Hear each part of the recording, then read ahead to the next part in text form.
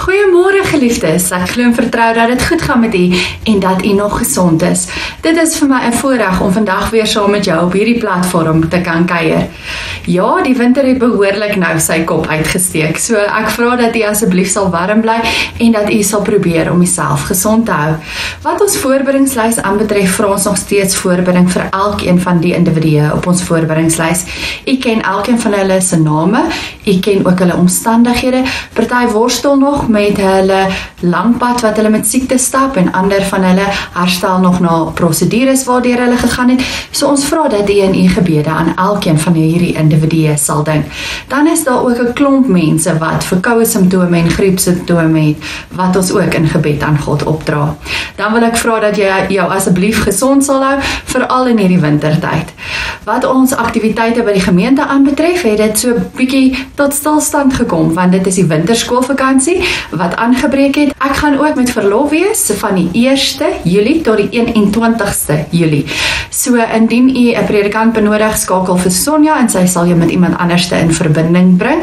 En dan gaan Stanley Strydom vir ons instaan in hierdie volgende 3 weke. So dit beteken daar gaan ongelukkig geen video boodskappe wees nie, maar wel eredienste in die kerkgebou. So u is meer as welkom om die eredienste om 9:00 die oggend in die kerkgebou by te woon. Dit is dan nou al wat ons afkondigings aanbetref. Ons is in Koninkrykstydperk, soos wat ek laasweek genoem het, en vanoggend gaan ons by een van daardie gedeeltes weer stil staan. Maar voordat ons gaan saam lees en gaan luister na hierdie boodskap, gaan ek vra dat ons eers net sal saam bid. So kom ons sluit nou ons oë en dan bid ons saam. Here en Hemelse Vader, ons kom nou na U toe en ons kom sê vir U baie dankie. Dankie vir hierdie platform. Dankie dat ons vanoggend op hierdie platforms kan saamkom. Dankie dat ons die platform het sodat ons by mekaar kan stil staan en dat ons na U woord kan luister, dat ons dit kan oordink. Ja, dat ons dit deel van ons lewe kan maak en daarom kom ons nou na U toe en ons kom vra vir U waar ons nou uit U woord uit gaan lees, dat U dit vir ons sal oopbreek. Vader, dat die Gees in elkeen van ons se harte en gedagtes sal werk. Gees van God, dat jy ons sal leer en dat jy ons sal help en dat jy vir ons dit sal uitwys wat daar in ons lewens is, waaraan ons moet aandag gee. En dat jy die woord van God vir ons sal oopbreek, sodat ons dit sal hoor wat God wil hê ons vandag moet hoor. Dankie dat ons dit mag bid en dankie dat ons dit mag vra, nie uit verdienste nie, maar alleen uit genade. Amen. Nou geliefdes, ons is by Koninkrykstydperk en ek wil eers 'n bietjie met u gesels voordat ons uit Lukas 8 uit gaan verder lees. Nou, ek wil by u hoor, as u moet terugdink oor die afgelope 6 maande, en kan u glo daar's al 6 maande van 2025 verby. As u moet terugdink aan die afgelope 6 maande, wat is daar wat vir u uitstaan? Vir verskillende mense sal daar verskillende dinge wees wat vir hulle uitstaan. Vir party van ons sal dit 'n baie goeie jaar gewees het tot dusver. Die afgelope 6 maande sou dalk vir baie van ons positiewe belewenis ingehou het. Goed soos die geboorte van 'n nuwe baba of selfs net die aankondiging van 'n baba wat op pad is. Dalk 'n huwelik of 2 wat plaasgevind het of groot verjaarsdae partytjies wat plaasgevind het van mense wat mooi ouderdomme so 60, 70, 80 of selfs 90 bereik het. Dan dalk die prestasies van jou kinders of jou kleinkinders en die sukses wat hulle in iets behaal het. 'n Mens kan dalk selfs fokus op 'n nuwe werk wat jy begin het of selfs 'n nuwe projek wat jy aangepak het of iets wat jy suksesvol voltooi het. Of dalk het jy 'n nuwe huis gekoop of vir die eerste keer 'n huis gekoop of selfs 'n nuwe motor of daar iets wonderliks in jou lewe gebeur die afgelope 6 maande wat die lewe vir jou positief maak en wat jou opgewonde maak oor die lewe. Maar dan is die teenoorgestelde dalk ook waar. Vir party van ons was die afgelope 6 maande dalk nie so lekker gewees nie. Dit was dalk gevul met nood of pyn of smart wat jy moes beleef. Dalk het jy die afgelope tyd 'n geliefde aan die dood afgestaan. Of dalk moes jy onder 'n operasie gegaan het en dit was dalk 'n groot operasie of jy dalk 'n lang siekbed Jy stap dalk die pad saam met kanker vir die afgelope paar maande of jare en dit is dalk nie vir jou 'n goeie seisoen in jou lewe nie. Dalk het jy jou werk verloor of moes jy verhuis het en dit was vir jou moeilik geweest. Of het jy dalk jou motor in 'n ongeluk verloor en moet jy nou 'n nuwe motor aanskaf of iemand het hom dalk gesteel en dit is nie vir jou 'n aangename proses nie. So beweeg elkeen van ons deur verskillende seisoene in ons lewe. Sommige van ons seisoene is lekker en dit gaan met ons goed en dit is vir ons wonderlik en die ander van ons sukkel met die seisoen waarin ons is. En dit is nie vir ons lekker nie. Dit is amper soos die winter wat nou vir ons te koud is en wat nie vir ons lekker is nie. En vandag wil die Here vir elkeen van ons 'n boodskap kom gee. En hy wil vir ons vandag kom sê, dit maak nie saak in watter seisoen van jou lewe jy is nie. Daar is een konstante in daardie seisoen en dit is hy. Hy wat altyd teenwoordig is, ongeag van wat met ons gebeur en waardeur ek en jy gaan. Hy is daar om in ons vreugdes te deel, 'n nuwe huwelik of 'n nuwe klein ding of 'n nuwe werk of sukses wat ek en jy behaal het, maar hy is ook daar om in ons krisissituasies en in ons nood by ons te wees. Die verlies wat ons gelei het toe 'n geliefde van ons al weggeneem het of die siekbed waar aan jy vasgeklou is of die operasie waardeur jy moes gaan of die werk wat jy verloor het. In elkeen van daardie omstandighede was God by jou, is God by jou en stap hy die pad saam met elkeen van ons. Hy is die een konstante in alle situasies. En dit is ook die boodskap van die twee verhale wat ons vanoggend gaan saam lees. Nou ons gaan weer stil staan by Lukas 8, maar hierdie keer gaan ons vanaf vers 40 saam lees. Wanneer ons kyk na hierdie perikoop, dan sal ons sien daar's twee verhale wat Lukas met mekaar verweef in hierdie gedeelte. Die een verhaal is van 'n familie wat met siekte en uiteindelik die dood gekonfronteer word. En dit is die verhaal van Jairus se 12-jarige dogtertjie wat baie siek was en wat op die einde van die dag gesterf het. Die ander verhaal wat ons teekom is die verhaal van 'n vrou en dit wil vir ons voorkom uit al die inligting wat ons het dat sy sonder familie was en dat sy al vir 12 jaar lank aan bloedvloeiing gely het en dat sy al haar geld spandeer het op dokters en dat nie een van hulle haar al ooit gesond kon maak nie. Maar voordat ons verder gaan, kom ons lees eers ons teksgedeelte saam. Dis Lukas 8 vanaf vers 40 tot 56. Met Jesus se terugkom sê die skare hom verwelkom omdat almal vir hom gewag het. Daar kom toe 'n man met die naam Jairus aan. Hy was 'n leier van die sinagoge. Hy het voor Jesus se voete neergeval en hom gesmeek om na sy huis toe te kom, omdat dit sy enigste dogter was. Sy was ongeveer 12 jaar oud en het op sterwe gelê. Op pad daarheen het die skares Jesus verdring. Onder hulle was daar 'n vrou wat al 12 jaar lank aan bloedvloeiing gely het en reeds alles wat sy besit het aan dokters bestee het, maar sy kon deur niemand genees word nie. Sy het van agter af nader gekom en die soem van sy boekleed aangeraak en haar bloedvloeiing het onmiddellik opgehou. Wie het my aangeraak? Het Jesus gevra. Toe almal dit ontken, het Petrus gesê, Meneer, die skare dring tog rondom u saam en druk teen u aan. Maar Jesus het gesê, Iemand het my aangeraak, want ek het agtergekom dat daar krag uit my gevloei het. Toe die vrou besef dat haar optrede nie ongemerk verbygegaan het nie, het sy bewend voor hom kom neerval. Sy het toe voor die hele volk vertel waarom sy hom aangeraak het en hoe sy onmiddellik gesond geword het. Toe sê hy vir haar, Dogter, jou geloof het jou gered. Gaan in vrede. Terwyl hy nog praat, kom daar iemand van die leier van die sinagoge af en sê, U dogter is nou net dood. Moenie die leermeester langer lastig val nie. Maar Jesus het dit gehoor en vir hom gesê, Moenie ontsteld wees nie, glo net en sy sal gered word.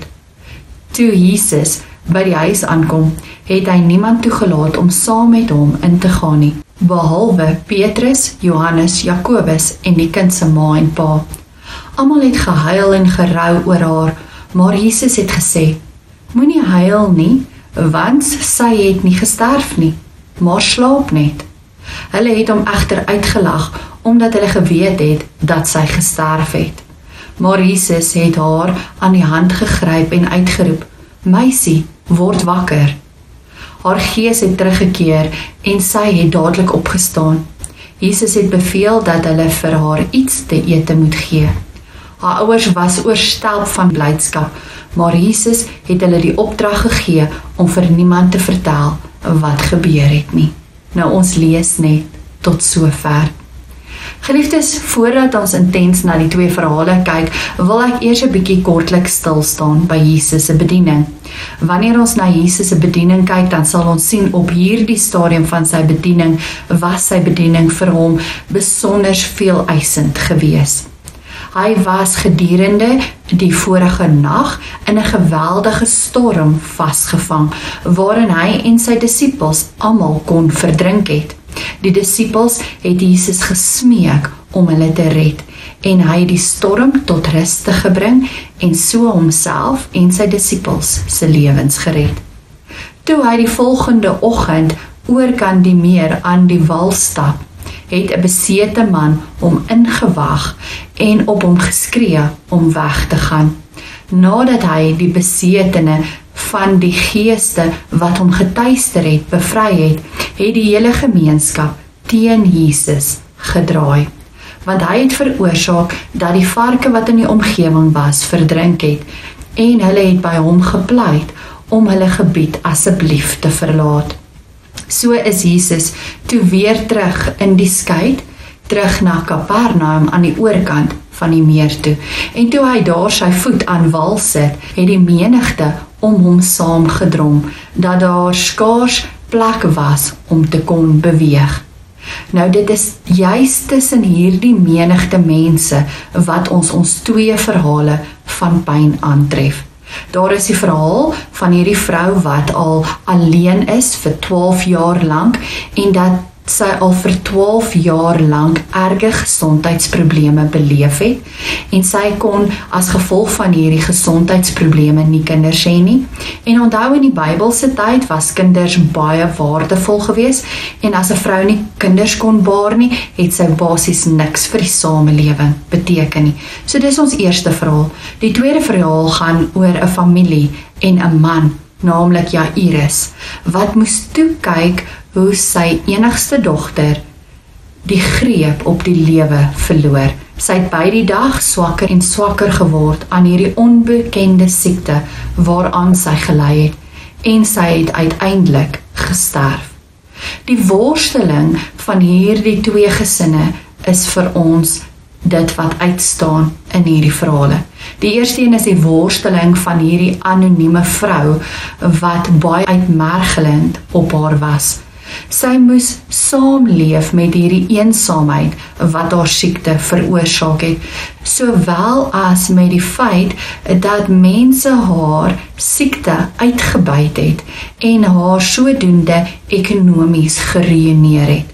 Sy moes gereeld na dokters toe gaan as gevolg van haar siekte en dit het haar finansiëel gedreineer. Die samelewing het haar ook een kant toe geskuif en haar vermy weens haar siekte, want haar siekte het veroorsaak dat sy onrein was. En omdat sy onrein was, kon sy ook nie na die geloofsbyeenkomste toe gaan nie. En al hierdie dinge het veroorsaak dat sy vereensaam en dat sy basies alleen was. Sy het gesien hoe die jare verbysleep, die een jaar na die ander jaar, en vir 12 jaar lank het sy so geleef, en soos wat die jare voortgesleep het, het haar hoop later al hoe minder en minder geword, en naderhand baie flou gebrand, en sy het naderhand op moedverloorse vlakte gesit, want sy het gevoel dat sy nooit gesond gaan word nie, en dat sy nooit in haar lewe kinders sou hê nie. totdat sy van Jesus gehoor het en verneem het dat hy aan wal gekom het. Sy het tussen die skare deurgebeur en aan Jesus se kleed gaan raak. Lukas vertel vir ons wat die ontmoeting met Jesus vir haar in haar krisissituasie beteken het. Let op dat sy genees word nog voordat Jesus haar raak sien. Sy hoef hom dus nie te oortuig of te oorreed dat sy genesing nodig het nie. Dit gebeur oombliklik. Toe Jesus vra wie het hom aangeraak, val sy bewend voor hom neer en getuig wat met haar gebeur het. Voor die hele volk. 'n helder getuienis van God se genesende hand op haar. Geen wonder Jesus sê dan vir haar in hierdie gedeelte, gaan in vrede nie. Want dit is inderdaad wat met haar gebeur. Haar lewe word heel gemaak. Sy is nie net genees nie, maar kon in die regte verhouding met God die Vader in beweeg. Dan tref ons die volgende verhaal aan, en dit is die worsteling wat Jairus gehad het met die siekte van sy dogtertjie. En hierdie worsteling was baie meer dringend gewees as die vrou se. Hy het nie jare lank al gesien hoe sy dogtertjie agteruit gaan nie. Nee, hy het die minute getel. So vinnig het die dood vir sy kind nader gekom, totdat die boodskap na hom toe gekom het om te sê, moenie die leermeester meer pla nie. Sy is dood. Die tyd het ons ingehaal. Let op hoe Jesus te hulp kom en wat Jesus te sê het. Hy sê daar, moenie ontstel wees nie, glo net. Jesus sien hierdie man raak. Hy sien sy twyfelende geloof en hy sê vir hom, vertrou my, ek sal sorg. Lukas vertel vir ons hoe Jesus uiteindelik hierdie man se dogtertjie se hand neem en haar opwek uit die dood uit. Haar ouers was oorstelp van blydskap, sê Lukas vir ons. Nou geliefdes, wanneer ons na hierdie twee verhale wat soortgelyk is, maar tog heeltemal van mekaar verskil kyk, dan is daar een aspek wat vir my sterk na vore kom in albei hierdie verhale, en dit is dat Jesus sorg vir die wat hom vertrou. Nou is die vraag hoekom? En die antwoord is eenvoudig. Lukas 8 kom sê vir ons, want dit is wat Jesus gekom het om te kom doen. Die hele hoofstuk 8 getuig van hierdie aspek, die feit dat Jesus gekom het om mense te kom versorg. Dit word vir my en jou beklemtoon in hoofstuk 8. As ons kyk na die begin van hierdie hoofstuk, dan skets dit vir ons 'n prentjie van die werk wat God vir Jesus gegee het om te kom doen. Dit begin met 'n baie kernagtige opsomming van Jesus se bediening. Hy het oral gegaan, die land deurkruis, van een stad en dorpie na die volgende een toe, en orals gepreek en die koninkryk van God verkondig. En dan word daar in die res van die hoofstuk vir ons 4 verhale vertel, van wat God deur Jesus verder kom doen het. Eerstens het hy die storm kom stilmaak, dan het hy vir legio genees, dan volg die genesing van die vrou wat aan bloedvloeiing gely het, en dan die opwekking van Jairus se dogter. 4 verhale van wonders. Maar weet u wat is vir my so treffend en opvallend van hierdie 4 verhale? Die progressie wat in die verhale na vore kom. Die wonders neem toe in intensiteit. Die storm, die uitdrywing, die genesing en dan laastens die opwekking van hierdie dogtertjie uit die dood uit, wat die klimaks van hierdie 4 verhale is. Maar wanneer ek en jy verder kyk na dit wat Lukas vir ons wil kom sê, dan kom suggereer Lukas in hierdie gedeelte dat daar iets dieper is. Dit gaan nie net hier oor die feit dat Jesus hierdie wonderwerke doen nie. Die opwekking uit die dood is die hoogtepunt, maar dit bereik 'n klimaks, 'n hoogtepunt wanneer Jesus self opgewek word. Sy eie finale opwekking, is die finale klimaks wat hierdie verhale bereik. So dit gaan oor iets diepers, dit gaan oor God wat betrokke is in mense se lewens. En die boodskap is dat Jesus sorg vir die wat hom vertrou. Hy doen dit in die natuur, toe hy die storm stil gemaak het. Hy doen dit in die gees, toe hy die man van bose geeste bevry het. Hy doen dit in die liggaam, toe hy die vrou wat aan bloedvloeiing gely het, genees het. En hy doen dit selfs in die dood, toe hy hierdie dogtertjie uit die doodheid opgewek het. Ons dink min hieroor na. Ons bemoedig mekaar te min met hierdie hoop wat ons in hierdie gedeeltes aantref. Dit is die hoop dat niks by God onmoontlik is nie. Dat God in beheer is van alles en van almal.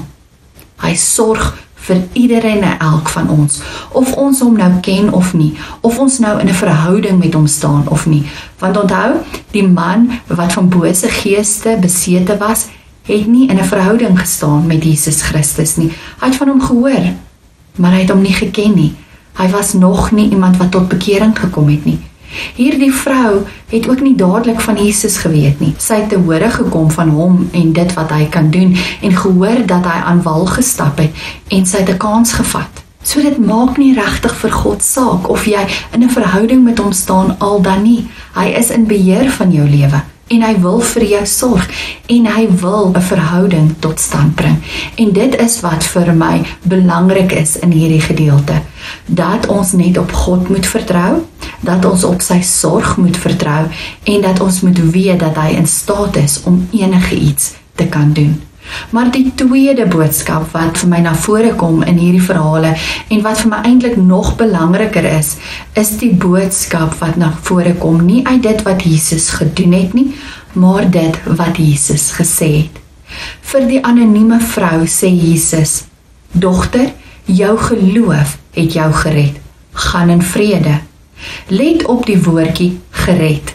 Lukas kom kies hier om die woordjie gered te gebruik en nie die woord genees nie. Alhoewel sy genesing ontvang het, kom sê hy vir haar in hierdie gedeelte: "Jou geloof het jou gered. Gaan dan in vrede." Die rede hoekom Lukas hierop fokus, is omdat die redding vir hom belangriker is as die genesing. Ja, die genesing is deel van die groter prentjie, en dit is 'n wonderlike werklikheid wat plaasgevind het, maar dit kom bevestig vir ons die verhouding met God self. En dit is wat hy wil beklemtoon, hierdie redding, hierdie verhouding met God wat tot stand gekom het. En daarom kan die vrou nou in vrede gaan, want sy het in 'n genesende verhouding met God die Vader in beweeg. Sy het die aanraking van Jesus ontvang, en sy het vrede van God ontvang. Sy is deur Jesus gered, en nou kan sy in vrede met God gaan leef, selfs al het sy geen familie nie, of nie enige iemand anders wat na haar kan omsien nie, want Jesus het haar gered. En dit is min of meer dieselfde boodskap wat Jesus ook aan Jairus gee. Hy sê vir hom: "Glo net en sy sal gered word." Die opwekking uit die dood is 'n werklike wonderwerk, en dit is 'n groot wonderwerk, en dit illustreer steeds vir ons die almag van God die Vader, maar dit kom bevestig ook vir ons die verhouding met Jesus Christus wat tot stand gekom het. Jairus se lewe word daardeur vir altyd verander. Die wonder van sy ontmoeting met Jesus en van sy eie opstanding uit die dood, by wyse van Spreuke, is eintlik van groter belang as die genesing van sy dogtertjie Talita. Hy en sy word deur die gebeurtenis gered en in 'n lewende verhouding met Jesus geplaas. En dit is die werklikheid wat bly. Selfs al sou hulle albei later van tyd weer deur die dood moes gaan. Die genesing is dus wonderlik, maar die redding is die ding waaroor dit ten diepste gaan. Nou is die vraag wat ons moet vra, Hoekom moes die vrou so lank wag? Sodat sy in Jesus vir God kon ontmoet. Onthou, sy woon in Kapernaum, sy het nog net van Jesus gehoor, sy staan nie in 'n verhouding met God die Vader nie, en Jesus was waarskynlik nog nie in daardie gebied nie. En toe Jesus voet aan wal sit, het sy besluit om Jesus tegemoet te gaan. So sy moes eers vir Jesus ontmoet, en nadat sy vir Jesus ontmoet het, kon sy in 'n verhouding met God staan, kon sy hierdie redding ervaar, en nie net die genesing wat sy ontvang het nie. Want dit is uiteindelik al wat belangrik is. Nie haar genesing nie, maar haar redding. En dit was 'n getuienis aan die hele volk, waardeur die werklikheid van God se genesende teenwoordigheid in Jesus bevestig is. Jesus sorg vir die wat hom vertrou, en hy red hulle. Hoekom moes Jairus en sy dogtertjie die pyn van dood ervaar? Sodat hulle in Jesus vir God kon ontmoet. Die feit dat Jairus spreekwoordelik uit die dood uit opgestaan het en die lewe ontvang het, sê vir ons dat hy waarskynlik nie 'n verhouding met God gehad het nie. Ja, hy was 'n leier in die sinagoge gewees, maar dit beteken nie dat as jy 'n leier in die kerk is, dat jy in 'n verhouding staan met God die Vader nie. En waarskynlik het sy dogtertjie ook nie vir God geken nie. Jesus wys ook met hulle verhaal dat hy genees en dat hy red. Nou is die vraag, wat sê hierdie twee verhale vir my en jou? Wat mag ek en jy van God vra en wat mag ons nie vra nie? Wat kan ons doen met ons worstelings, met ons siekte en met die dreigende dood? Ons mag kom en Jesus se kleed by wyse van Spreuke aanraak. Hy sal sorg. Ons mag kom en ons mag vir God vra om die dood te weerhou. Ons mag selfs vir God vra om iemand se dood te versnel, veral as hulle 'n lang siekbed het of in 'n koma is of ly. Alles is by God moontlik. God doen vandag nog wonders, soos wat hy destyds gedoen het, en ons mag God daarvoor vra. Maar, en dis belangrik, dit is nie te sê dat as ons dit van God vra, gaan hy dit vir ons gee nie. Want vir God gaan dit eerder oor ons redding. Die fokus van alles moet val op ons redding, op die verhouding wat tussen ons en God tot stand kom. Dit is die grootste geskenk wat God gee. En met daardie hoop kan ons die res van hierdie jaar wat vir ons voorlê aanpak. Die res van my en jou lewe aanpak. Geliefdes, julle wat dalk al lank met siekte worstel, ek kan nie vir julle die belofte gee dat God julle gaan genees nie, maar ek kan wel vir julle sê dat Jesus sorg vir die wat op hom vertrou. En hierdie sorg kan genesing en wonderwerke insluit, maar dit hoef nie. Wat ek wel vir julle moet sê, is dat jou verhouding met God jou grootste geskenk is. Dit is die grootste wonderwerk van almal, en dit is waaraan elkeen van ons elke dag moet vashou. En daarom kan ons die res van hierdie jaar en die res van ons lewe met hoop en vertroue aanpak. Met die wete dat as ons die pad saam met God stap, sal hy vir ons die krag gee om sterk te staan en dit wat oor ons pad kom te kan hanteer, maar ook om voluit te kan leef. So kom ons fokus net op ons verhouding met God die Vader en kom ons vertrou hom vir die res. Amen. Kom ons sluit ons oë en dan bid ons saam. Here en Hemelse Vader, ons kom vandag na U en ons kom sê vir U dankie. Dankie vir hierdie boodskap. Vader, ons fokus altyd so op die genesings wat plaasvind. Die vrou wat gesond gemaak is na 12 jaar, die dogtertjie wat uit die dood uit opgewek is, en ons fokus net op dit. En ja, die wonderwerke is wonderlik, maar ons sien nie altyd die redding raak nie. Ons sien nie altyd die sorg raak nie. Ons sien nie altyd die belangrike aspekte van hierdie verhale raak nie, omdat ons so opgewonde is oor die wonderwerke wat plaasgevind het en omdat ons smag na ons eie wonderwerke, sien ons die dieper betekenis hier agter nie altyd raak nie, mis ons dit partykeer. En dankie dat ons vandag daarop uitgewys is. Dankie dat ons vandag gehoor het, dit gaan eerstens oor ons redding, want al word ons genees en ons glo nie in U nie, is ons in elk geval verlore. Al word ons uit die dood uit opgewek, of al word die dood van ons weerhou, maar ons glo nie in U nie, het ons nie die ewige lewe nie. En daarom is redding soveel belangriker as die genesing of die opwekking uit die dood uit. Vader, U wil ons geestelik kom opwek uit die dood uit en U wil hê ons moet in 'n verhouding met U staan. En dit is my gebed dat elkeen wat na hierdie boodskap luister, vandag 'n geredde kind van God is en dat hulle aan daardie redding sal vashou en dat hulle dankbaar sal wees daarvoor en dat hulle sal besef dis die grootste geskenk wat elkeen tot dusver kon ontvang het. Dat dit selfs groter is as genesing of opwekking uit die dood uit. En Vader, dat hulle aan daardie redding sal vashou, maar ook dan aan die belofte wat daarmee gepaard gaan, en dit is dat U vir hulle sal sorg, dat U in beheer is van elkeen van hulle se lewens, en dat U die pad sal met elkeen stap. Vader, dankie daarvoor, dankie dat U die pad sal met ons stap, en dat ons kan weet, dat ongeag wat in ons lewens gebeur, U die een konstante in ons lewens is, en dat U altyd daar is om te help en te sorg en te lei, en soms ook nog wonderwerke vir ons te doen. Vader, en dat U 'n doel en 'n wil met alles het. En ja, ons verstaan nie altyd waarom party van ons deur operasies moet gaan, of langs siekbeddens moet beleef, of selfs 'n pad met kanker moet stap nie. Ons verstaan nie hoekom geliefdes van ons al weggeneem word nie. Ons weet nie hoekom sommige mense ly en swaar kry, waar ander jonk van ons al weggevat word nie. Ons verstaan net nie hierdie dinge nie. Maar dankie dat ons die boodskap ontvang het, dat ons dit nie hoef te verstaan nie, dat ons dit nie hoef te beheer nie, want dit is nie wat belangrik is nie. Wat belangrik is dat ons in 'n lewende verhouding met U staan, en dat ons U vertrou vir alles. En daarom kom plaas ons vandag opnuut ons vertroue in U hande.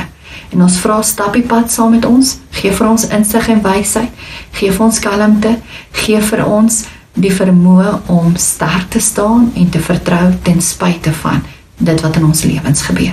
En Vader, ons kom sê ook dankie dat U wel goeie dinge ook in ons lewens toelaat en dat dit ook gebeur, en help ons om ook die positiewe dinge raak te sien en dankbaar te wees daarvoor.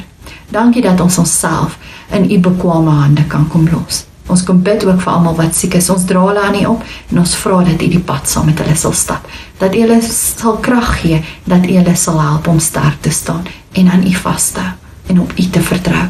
Vader, ons kom bid vir elkeen in hierdie skoolvakansie, dat hulle sal rus, en as hulle reis, dat hulle veilig sal reis en veilig sal terugkeer. En dankie dat ons al hierdie dinge mag bid en mag vra, nie uit verdienste nie, maar alleen uit genade. Amen. Geliefdes, dankie dat ek my gedagtes rondom hierdie teks met U kon deel. Ontvang dan nou die seën van die Here. Ek bid dat die God van ons Here Jesus Christus, die Vader, aan wie die heerlikheid behoort, deur sy Gees aan julle wysheid sal gee, en hom so aan julle sal openbaar, dat julle hom werklik sal ken. Ek bid dat hy julle geestesoë sal verhelder, dat julle kan weet watter hoop sy roeping vir julle inhou, en watter rykdom daar is in die heerlike erfenis wat hy vir die gelowiges bestem het, en hoe geweldig groot sy krag is wat hy uitoefen in ons wat glo. Amen. Geliefdes, bly gesond en wees geseënd. Totsiens.